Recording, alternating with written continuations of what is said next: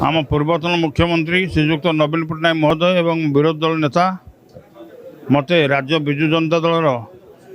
संपादक भाव पुनर्बार नियुक्त कर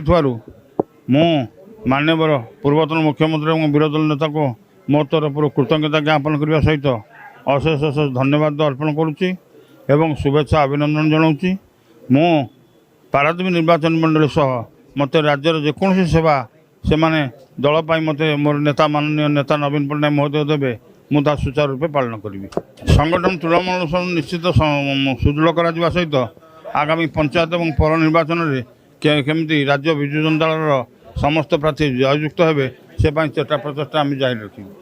मु विक्रम महांती विजु जनता दलर जड़े साधारण कर्मी आज आम ओडिशार माननीय पूर्वतन मुख्यमंत्री एवं विरोधी दल नेता 4.5 कोटी ओडिशांकर मौड़मणि श्रीजुक्त नवीन पट्टनायक आज पारादीपर जड़े वरिष्ठ विशिष्ट श्रमिक नेता श्रीजुक्त संतोष कुमार पट्टनायक को राज्य विजु जनता दलर संपादक भाव में नियुक्ति होइतिबारु आम्भे माने अंचलवासी बहुत खुशी एवं तांको पाखकु शुभेच्छार सुआ विभिन्न वर्गर विभिन्न स्तर छुटुची एवं श्रमिक संघ से जड़े श्रमिक संघर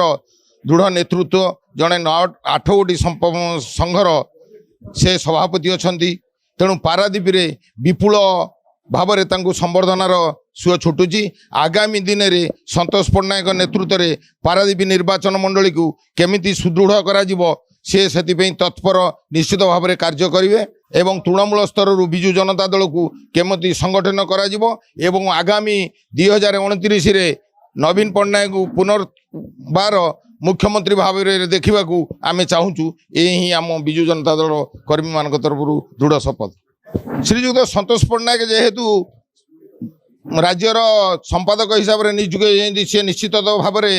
ए अंचल कर्मी निश्चित भाव में विजु जनता दल निश्चित भाव में संगठन